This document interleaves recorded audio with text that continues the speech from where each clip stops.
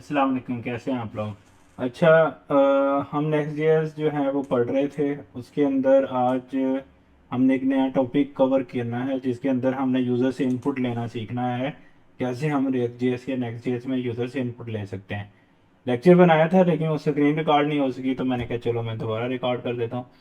तो इस पर्टिकुलर ये टॉपिक काफ़ी इंपॉर्टेंट है, जिसके लिए मैं दोबारा से स्ट्रगल भी कर रहा हूँ। रीज़न ये है कि दो मेजर कंसर्न्स है ना, या हम यूज़र से डाटा लेते हैं या शो करते हैं। तो शो कैसे करना है वो तो हमने लर्न कर लिया है, फिर हमने वो एपीआई से डाटा लेके भी शो करना सीखा था। आज हम जो चीज़ सीखेंगे कि यूज़र से इनपुट किस तरह ले सकते हैं और फिर उस इनपुट को वैलिडेट कैसे करना है ऑन डिफरेंट थिंग्स। तो उसके लिए सबसे पहले मैं आपको स्क्रीन के ऊपर लेके जाता हूँ।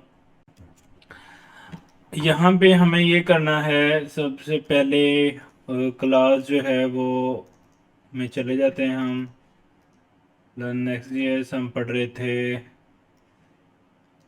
क्लास नंबर 6 के अंदर, सही है।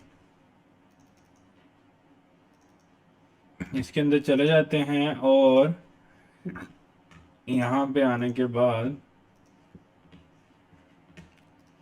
इसको मैं रन भी कर लेता हूँ। npm रन है।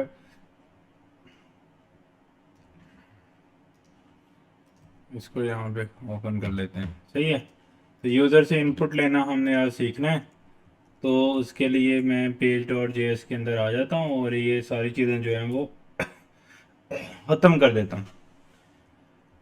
हमने क्या करना है, एक रेट का कंपोनेंट बनाना है, फंक्शनल कंपोनेंट। वो मैं बना देता हूँ यहाँ पे होम पेज, और यहाँ पे मैं प्रिंट कर देता हूँ होम। अच्छा, यहाँ पे होम लिखा आ गया, दैट्स इट। हमने जो फर्स्ट थिंग इसके अंदर करनी है वो ये है कि यूज़र से इनपुट लेनी है, तो डेफिनेटली हमें कोई फॉर्म या इनपुट का टैग बनाना पड़ेगा, सही है। तो उसके लिए मैं इस div के टैग के अंदर एक इनपुट का टैग ले लेता हूँ, सही है। फॉर्म का टैग भी ले सकते हैं और इनपुट का भी। तो पहले मैं JSX कर लूँ ताकि इजी हो जाएगा टैग लगाना। इस इनपुट के टैग की टाइप टेक्स्ट रहेगी और इसके अंदर जो है वो हमें अभी अगर मैं इसकी आउटपुट दिखाऊं आपको, ऐसी आउटपुट नज़र आएगी जिसके अंदर ये इनपुट का टैग लगा हुआ है और इसके अंदर हम कुछ भी लिख सकते हैं। लेकिन अभी प्रॉब्लम ये है इसके अंदर के, इसमें जो भी कुछ भी हमने लिखना है इसके ऊपर कोई प्लेस होल्डर वगैरह नहीं है, लेबल नहीं है। तो हमने HTML में पढ़ा था कि यहाँ पे हम प्लेस होल्डर लगा सकते हैं जिसके अंदर लिख सकते हैं कि इंटर योर नेम, सही है।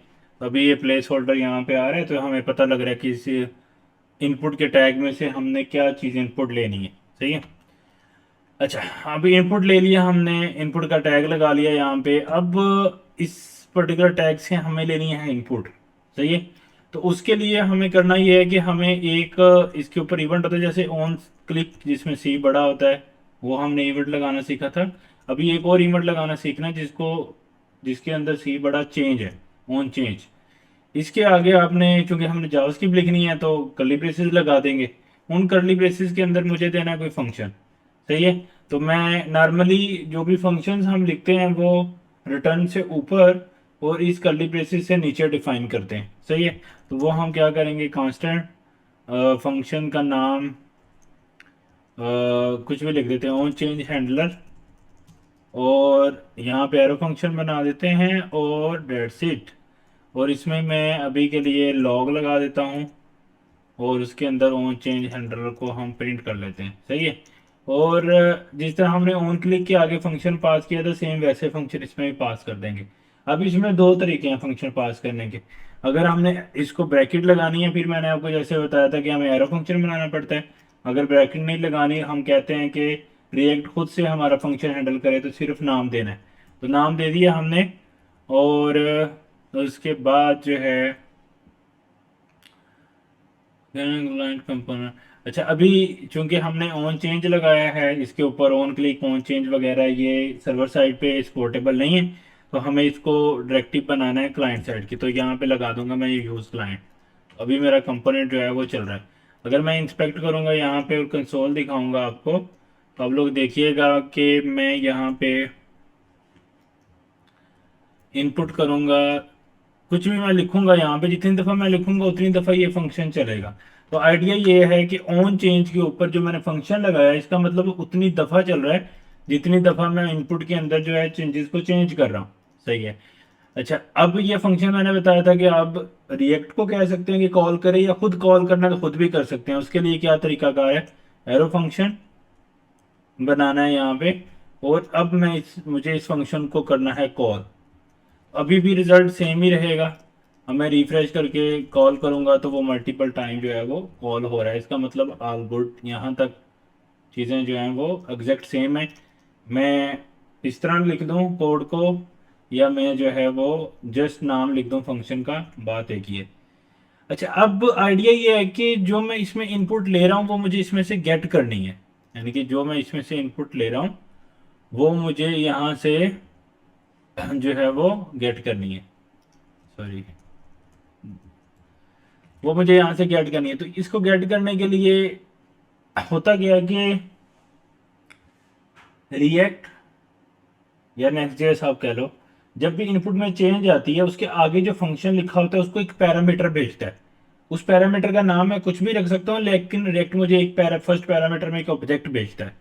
मैं उसका नाम ई रख सकता हूँ, मैं उसका नाम इवेंट रख सकता हूँ, मैं उसका नाम ए रख सकता हूँ, मैं उसका नाम बी रख सकता हूँ, मैं कुछ भी उसका नाम रख सकता हूँ। तो मैं उसका नाम ई रख देता हूँ अभी के लिए, और मैं प्रिंट करता हूँ इसी कंसोल के अंदर कि मुझे ई में क्या मिलता है। अच्छा, ये चूंकि फंक्शन हम कॉल नहीं कर रहे, ये फंक्शन रिएक्ट कॉल कर रहा है, और इसमें ई भी हम नहीं पास कर रहे, ये भी ऑटोमेटिकली रिएक्ट ही पास करेगा इसको। सही है। तो अब मैं इसको रिफ्रेश करके यहाँ पे कुछ भी लिखना शुरू करता हूँ। तो यहाँ पे मैंने कुछ लिखना शुरू किया तो हुआ क्या कि मुझे साथ में ऑन चेंज हैंडलर के साथ में लिखा आ रहा है कि हमने इसको गेट कैसे करना है। सॉरी, इसका डाटा सारा एक लॉन्ग ऑब्जेक्ट होता है। अगर इसमें मैं आपको दिखाऊं तो इसके अंदर डिफरेंट के जैसे कैंसिलेबल ट्रू है, event fast 3, phase 3, is tested true, इस तरह डिफरेंट डिफरेंट इसके अंदर जो है ना वो वैल्यूज हैं। ये हमने ऐड नहीं किया, ये ऑब्जेक्ट बना बनाया हमें इवेंट मिला है रिएक्ट की तरफ से। इसमें हमारे जो काम का चीज़ है वो है टारगेट और उसके अंदर वैल्यू की प्रॉप। अच्छा, इसमें क्या होता है कि टारगेट के अंदर अगर आप देखो तो ये एक ऑब्जेक्ट है, तो इस ऑब्जेक्ट को मैंने इसके अंदर गेट करना है। तो ये ऐसा ही स्ट्रक्चर है, जो अगर मैं इधर अपना ऊपर ऑब्जेक्ट बनाऊं तो वह मैं कैसे बनाऊंगा कि ऑब्जेक्ट उसके अंदर मैं लिखूंगा टारगेट, और उसके वो एक ऑब्जेक्ट है उसमें से एक वैल्यू की उसकी की है, उसमें कुछ भी जो हम इनपुट कर रहे हैं वो पड़ा हुआ है। अगर मैंने ये ऑब्जेक्ट में से गेट करनी हो तो कैसे करते हैं, जावास्क्रिप्ट में ऑब्जेक्ट डॉट की का नाम डॉट वैल्यू। सही है। तो ऑब्जेक्ट का नाम dot target dot value, same इसी स्ट्रक्चर से जैसे हम ये गेट कर पा रहे हैं, इसी स्ट्रक्चर से हमें ई में से अपनी वैल्यू को गेट करना है। तो वो कैसे मिलेगी, मुझे ई डॉट ई चूंकि एक कंप्लीट ऑब्जेक्ट है, उसमें से ई डॉट टारगेट डॉट वैल्यू में मुझे एक्चुअल वैल्यू मिलेगी। अगर मैं यहाँ पे अब रिफ्रेश करूँगा और ए बी सी लिखूँगा तो आप लोग देखो कि जो मैं यहाँ पे एंटर करता जा रहा हूँ वो मुझे यहाँ पे भी मिल रही है। तो इसका मतलब we are good to go. हमें इनपुट जो यूजर से मिल रही है वो हमने ले ली है। हमने क्या सीखा कि ऑन चेंज हमें एक इवेंट पास करता है, उसके अंदर जो भी यूजर ने लिखा है वो event dot target dot value के अंदर मिलता है। वो हमने यहाँ पे प्रिंट करा के भी देख लिया। सही है। अच्छा, यही काम अगर मैंने एरो फंक्शन लगा के करना हो तो फिर मैं कैसे करूँगा कि यहाँ पे मैं एरो बना दूंगा, उसके साथ मैं यहाँ से इसको एरो बनाने के लिए मैं जो है एरो बना दूंगा, उसके साथ मैं ब्रैकेट लगाऊंगा। अब चूंकि हम खुद फंक्शन कॉल कर रहे हैं तो जो हमारा फंक्शन कॉल कर रही है वो ये एरो फंक्शन है, और वो कौन कर रहा है, रिएक्ट। वो हमें क्या देगा, ई वैल्यू। वही सेम हम अपने फंक्शन को पास कर देंगे। तो इस सिनेरियो के अंदर भी हमारा जो है वो सेम ही वर्क करेगा। अगर मैं अभी लिखता हूँ तो अभी भी मुझे डाटा आ रहा है, हालांकि मैंने कोड जो है यहाँ पे चेंज कर दिया। सही है। तो ये एक दो तरीकों से हमने इसको देख लिया कि वो चेंज हैंडलर जो है वो इनपुट को कैसे चेंज करता है यहाँ पे। अच्छा, नेक्स्ट हमने करना ये है कि इस पर्टिकुलर इनपुट जो हमने इनपुट ली है इसको मैं शो करूं, तो नॉर्मली मैं इसको शो कैसे करूंगा कि मैं यहाँ पे एक वेरिएबल बना लेता हूँ यूज़र नेम, और उसके अंदर मैं डाल देता हूँ एम्प्टी स्ट्रिंग, और उसको मैं यहाँ पे आगे सेट कर देता हूँ यूज़र नेम, सॉरी, जिस तरह वेरिएबल सेट करते हैं जी, user name equal to e dot target dot value. ठीक है, और इसी को मुझे अब नीचे शो भी करना है, तो वो मैं कैसे करूँगा कि इसके नीचे आके यहाँ पे एक हेडिंग लगा देता हूँ आउटपुट, और ऊपर एक हेडिंग लगा देता हूँ, या HR का टैग लगा देते हैं, उससे भी डिफ्रेंशिएशन हो जाएगी। अच्छा, इस HR के नीचे मैं क्या करूँगा, यहाँ पे लिख देता हूँ एक P का टैग, उसमें लिख देता हूँ username is equal to, उसमें अब मुझे प्रिंट करना तो जावास्क्रिप्ट लिखनी है, उसमें मैं वेरिएबल का नाम लिखता हूँ यूज़र नेम। सही है, तो यूज़र नेम आ गया साथ में। अब मुझे करना क्या कि मैं इसमें कुछ भी लिख रहा हूँ वो यहाँ पे कंसोल में तो आ रहा है, लेकिन यहाँ पे लिखा हुआ नहीं आ रहा। तो ये हमने जब फर्स्ट नेक्स्ट जेएस पढ़ना शुरू किया था, तो पुराने लेक्चर में हमने डिस्कस किया था कि यहाँ पे वैल्यू जो है वो अपडेटेड नहीं मिलती। यानी कि जो वेरिएबल है उसको हम चेंज नहीं कर सकते। यानी कि जब वेरिएबल चेंज हो जाता है तो रिटर्न दोबारा रेंडर नहीं होता, रिटर्न दोबारा चलता नहीं है। तो इसके लिए हमें पावरफुल वेरिएबल बनाना पड़ता है, तो उस पावरफुल वेरिएबल का नाम है रिएक्ट की स्टेट, रिएक्ट की स्टेट की हुक। तो मैं उसमें से निकालूंगा यूज स्टेट, रिएक्ट में से इंपोर्ट करूंगा, और उसके अंदर से मैंने ये ले लिया रिएक्ट में से, और इसके अंदर इसको मैं यहाँ पे आगे सेट कर दूंगा, सेट, सॉरी, मुझे एक स्टेट बनानी है पहले, उसका नाम, अब वेरिएबल को मैं कमेंट कर देता हूँ, ये जिसमें समझाने के लिए आपको कर रहा था कि मैं उसमें डाटा रखने लगा हूँ। तो सेम मुझे करना क्या है कि एक वेरिएबल बना लेता हूँ user name, set user name constant, और उसके अंदर मैं रख देता हूँ यूज स्टेट, और उसमें मैं रख देता हूँ एम्प्टी स्ट्रिंग। अच्छा, अब मैंने यहाँ पे एम्प्टी स्ट्रिंग रखने के बाद क्या करना है कि इस यूज़र नेम के अंदर मुझे वैल्यू सेट करनी है। तो मैं क्या करूँगा, सेट यूज़र नेम, उसमें कर दूंगा यूज़र नेम, सॉरी, ये मैंने एक स्टेट बना ली। उस स्टेट के अंदर मैं क्या करूँगा, ई डॉट टारगेट डॉट, जो मुझे वैल्यू मिल रही है इवेंट हैंडलर से, वो मैं इसके अंदर सेट कर दूंगा। Make sense? तो e dot target dot value मैंने यहाँ पे सेट कर दी हुई है। अच्छा, नेक्स्ट मैंने करना ये है कि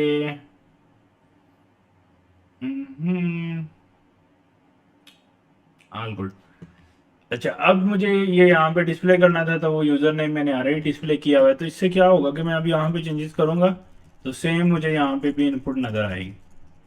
सही है, तो मैं दोबारा रिवाइज कर देता हूँ। हमने एक इनपुट बनाया, ऑन चेंज पे अपना एक इवेंट हैंडलर का फंक्शन कॉल किया, इसके अंदर एक ऑब्जेक्ट मिला एज अ प्रोब, वो एज अ पैरामीटर या प्रोब बोल लो, वो किसने दिया, इनपुट के टैग ने, जब भी चेंजेस आई उसके अंदर। और फिर मेरे फंक्शन में वो एज अ पैरामीटर रिसीव हो गया, और उसको मैंने event dot target dot value को यूज़र नेम के अंदर जो है वो सेट कर दिया।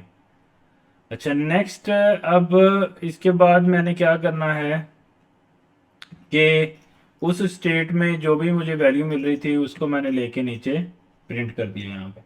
सही है, अब नेक्स्ट, अगर मुझे एक से ज़्यादा इनपुट लेनी है तो मुझे क्या करना है कि अब मुझे सपोज यूज़र की ईमेल भी लेनी है, तो मैंने एक और इनपुट लगाई, उसकी टाइप क्या कर दी, ईमेल, और उसका प्लेस होल्डर क्या लगा दिया, इंटर ईमेल, और उसके अंदर जो है उसके ऊपर ऑन चेंज का इवेंट लगाया। और डेफिनेटली अब मुझे ईमेल के लिए भी एक हैंडलर बनाना पड़ेगा, ऑन चेंज ईमेल हैंडलर, और उसको उसको भी ई मिलेगा, और उसके अंदर भी मुझे एक स्टेट सेट करनी होगी। ये मैंने यहाँ पे कॉल कर दिया, और उसको डेफिनेटली मुझे कांस्टेंट से स्टार्ट करना है। अच्छा, अब ईमेल का जो मुझे स्टेट सेट करने के लिए ईमेल की भी एक स्टेट बनानी पड़ेगी। तो मैं क्या करता हूँ, ईमेल सेट ईमेल, और मैं यहाँ पे यूज स्टेट, और उसके अंदर भी मैं डिफ़ॉल्ट में खाली स्ट्रिंग रख देता हूँ, और उसके अंदर मैं सेट ईमेल करके ई dot target dot value pass कर देता हूँ। सही है। अच्छा जी, ये चीज़ हो गई मेरे पास। उसके अलावा ऑल गुड। अब मैं यहाँ से ईमेल लिख रहा हूँ, तो ईमेल भी मेरी सेव हो रही होगी, तो उसको मुझे प्रिंट कराना है नीचे।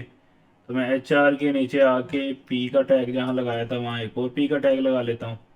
उसमें ईमेल इज़, जो हमने यूज़र से ईमेल ली है उसको शो करने के लिए मुझे ईमेल की स्टेट को यहाँ प्रिंट करना है।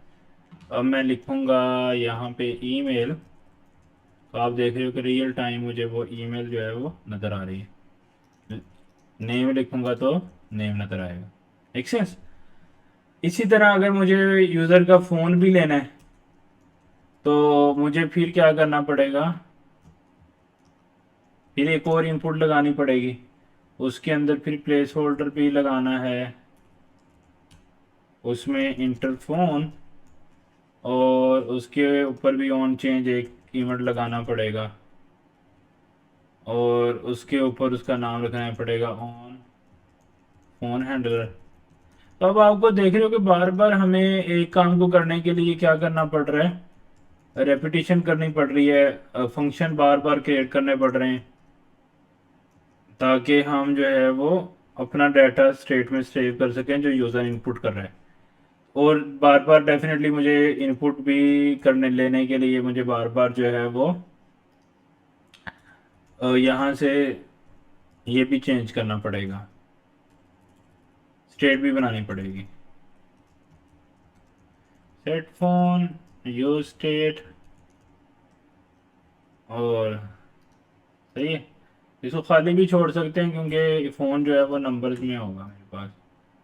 यहाँ पे इसकी टाइप को हम नंबर कर देंगे,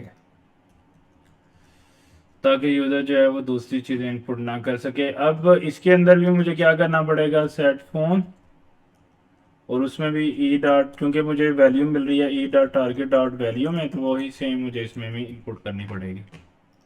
सही है। तो वही नीचे आपको शो करना है, तो उसकी स्टेट भी शो कर सकते हैं हम। फोन इज, तो उसमें लगा देंगे हम फोन। अब यूज़र इसमें फ़ोन लिख रहा है तो फ़ोन इधर आ रहा है, ईमेल लिख रहा है ईमेल इधर आ रही है, नेम लिख रहे हैं तो नेम इधर आ रहा है। तो ये चीज़ हमने इसकी बना दी। लेकिन इसमें प्रॉब्लम ये है कि आप देखो, जितने हमें इनपुट लेने पड़ रहे हैं उतने फंक्शन बना रहे हैं, और उतनी ही हम स्टेट भी बना रहे हैं। तो अभी हम पहले देखेंगे कि क्या हम इन फंक्शंस के बगैर काम कर सकते हैं। तो मैं क्या करता हूँ कि इसको कमेंट कर देता हूँ, और ये जो काम किया है ना मैंने यहाँ पे, तो रेदर देन कि मैं अपना फंक्शन कॉल करूँ, इस फंक्शन में मैं कर कह रहा हूँ सिर्फ अगला एक और स्टेट वाला फंक्शन कॉल कर रहा हूँ। तो रेदर देन हम अपना फंक्शन बना के करें, तो क्यों ना हम सीधा स्टेट का फंक्शन ही कॉल कर दें। जैसे सेट यूजर नेम वाला जो स्टेट का फंक्शन है उसको हम कॉल कर देते हैं, उसको पास कर देते हैं even dot target dot value. और सेम थिंग हम चेंज हैंडलर में को कॉल करने के बजाय मैं यहाँ पे एक एरो फंक्शन बना लेता हूँ ईमेल के लिए, और उसमें भी मेरे पास ईमेल का है फंक्शन सेट ईमेल, उसको मैं पास कर देता हूँ even dot target dot value. Same मेरे पास स्टेट का फंक्शन पड़ा हुआ है फ़ोन के लिए, तो उसको भी मैं सेट फ़ोन वाला फंक्शन चला लेता हूँ, और उसको भी वैल्यू पास कर देता हूँ even dot target dot value. तो इससे क्या हुआ कि मैंने ये तीनों जो है वो इनपुट्स बना लिए, और मुझे अब ये तीन फंक्शन भी नहीं बनाने पड़े, और मेरी स्टेट देखिएगा स्टिल काम कर रही होगी। ये देखो, ये मैं यहाँ पे वैल्यूज लिख रहा हूँ तो स्टिल आ रही हैं।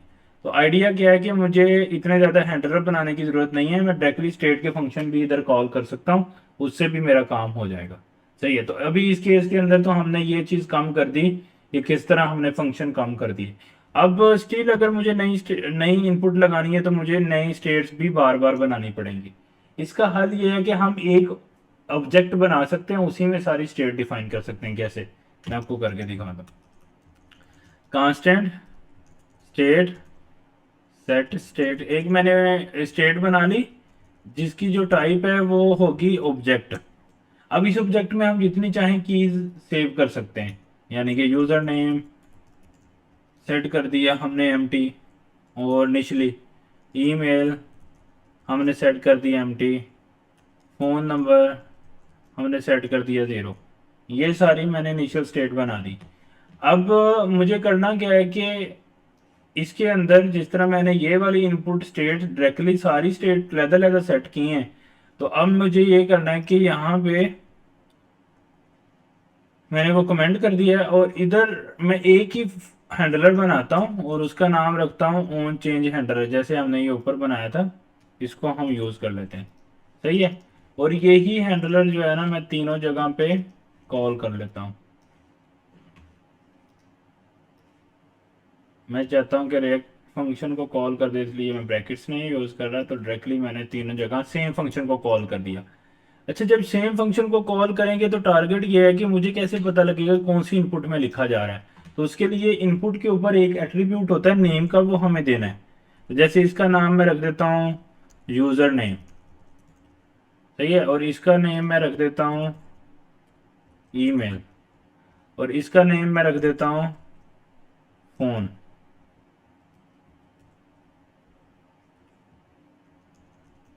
सही है। और अब मुझे करना क्या है कि यूज़र ऑन चेंज हैंडलर के अंदर आना है, और यहाँ पे मैं एक यूज़र नेम ओनली सेट कर रहा था। तो अब मुझे दो चीज़ें चाहिए, एक उसकी वैल्यू और नेम। क्यों?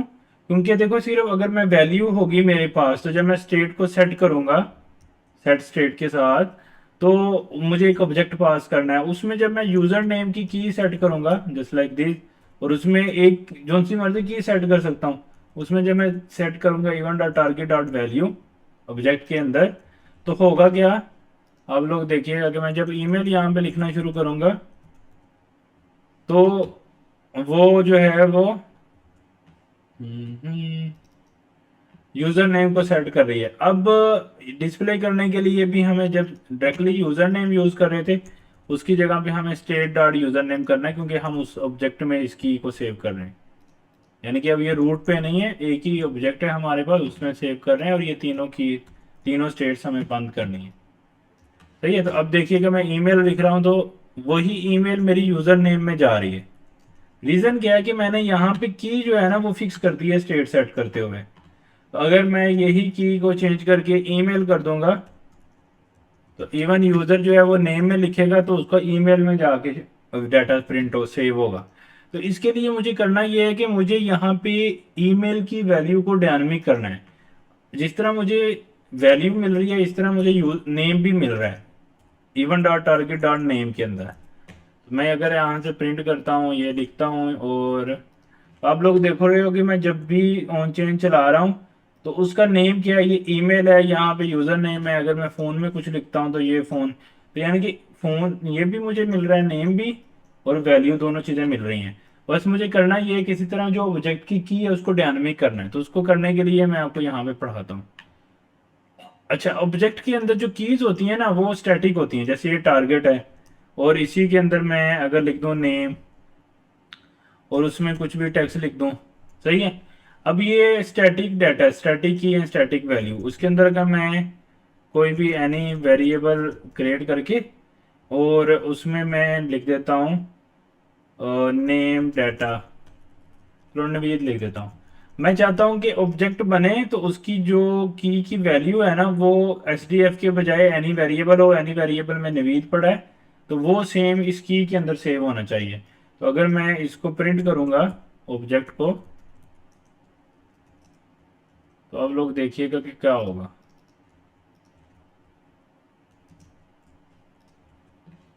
सही है। तो मैंने ऑब्जेक्ट प्रिंट किया, तो इसमें नवीद आया नेम के अंदर। एक्चुअल में एनी वेरिएबल नहीं आया, क्योंकि वेरिएबल की वैल्यू प्रिंट होती है वैल्यू के अंदर। अच्छा, लेकिन अगर मैं एक और की बनाता हूँ यहाँ पे, और उसका नाम रख देता हूँ एनी वेरिएबल, और उसके अंदर सेव कर लेता हूँ कुछ भी ऐसे टेक्स्ट। सही है। अब आप लोग देखिएगा कि एनी वेरिएबल तो वेरिएबल का नाम है, तो जब मैं इसको की जगह पे रखूंगा तो मेरे एक्सपेक्टेशन के मुताबिक इधर नवीद प्रिंट होना चाहिए, क्योंकि ये एक वेरिएबल है, जैसे ये वैल्यू में प्रिंट कर रहा है। लेकिन होगा क्या, मैं इसमें कुछ भी लिखूंगा, सॉरी लिखने की जरूरत नहीं है, जब मैं ऑब्जेक्ट को देखूंगा तो देखिए कि एनीवेयर नेम के अंदर वो नवीद आ रहा है, यानी कि यहाँ पे वो डायनामिक कर रहा है लेकिन की को डायनामिक नहीं कर रहा। तो की को डायनामिक बनाने के लिए मुझे क्या करना पड़ेगा, यहाँ पे ऑब्जेक्ट लगाना पड़ेगा। सही है, सॉरी अरे बनानी पड़ेगी, यानी कि अगर मैं की जगह की को अरे में रैप कर देता हूं तो उससे क्या होता है कि मेरी ये वाली की डायनामिक की बन जाती है। तो अब ये क्या होगा, पहले वेरिएबल में जो वैल्यू पड़ी होगी वो इस की वैल्यू बन जाएगी, की का नेम बन जाएगा। तो अब मैं रिफ्रेश करूंगा तो देखिएगा, अब देखिए नवीद 233 आ रहा है, हालांकि इधर मैंने एनी बार लिखा था, तो एनी बार में जो वैल्यू पड़ी है वो की का नाम बन गया और यहाँ पे उसकी वैल्यू एज अ प्रिंट हो गई। तो अब यह देखें कि यहाँ पे की जो है वो डायनामिकली मैंने जनरेट की। इसी तरह जिस तरह मैंने ऊपर ऑब्जेक्ट में डायनामिक की जनरेट की है, इसी तरह मैं इसके अंदर भी डायनामिक की जनरेट कर सकता हूँ। वो कैसे कि ईमेल लिखने की बजाय मैं क्या लिखता हूँ, even dot target dot name. तो उससे क्या होगा कि जो भी मेरी की का नाम आ रहा होगा उसके अंदर मेरा डाटा स्टोर हो जाएगा। तो अभी मैं रिफ्रेश करता हूँ, नेम लिखता हूँ, नेम में आ रहा है, ईमेल लिख रहा हूँ तो ईमेल में आ रही है, और फोन लिखूंगा तो वो फोन में आ रहा है जिस तरह पहला आ रहा था। और इससे हमें फायदा क्या होगा कि हमें मल्टीपल स्टेट भी बनानी नहीं पड़ी, और हमें जो है वो मल्टीपल फंक्शन भी बनाने नहीं पड़े। इजीली हमारा एक ही स्टेट के साथ सारा फॉर्म जो है वो टैकल हो गया। जब बड़े फॉर्म आएंगे वो भी आप इस तरह से हैंडल कर सकते हो। सही है। अच्छा, अब नेक्स्ट ये चीज़ हमने सीख ली है कि यूज़र से इनपुट कैसे लेनी है। नेक्स्ट लेक्चर के अंदर हम देखेंगे कि गिट एक इनपुट लगाएंगे, उससे यूज़र जो भी टेक्स्ट लिख रहा है उससे इनपुट लेंगे और उसको डिस्प्ले कराएंगे गिटहब का जितना भी यूज़र का डाटा है वो, और उसके फॉलोअर और फॉलोइंग। तो इंशाल्लाह नेक्स्ट जो है वो लेक्चर में मिलते हैं। अल्लाह हाफिज़।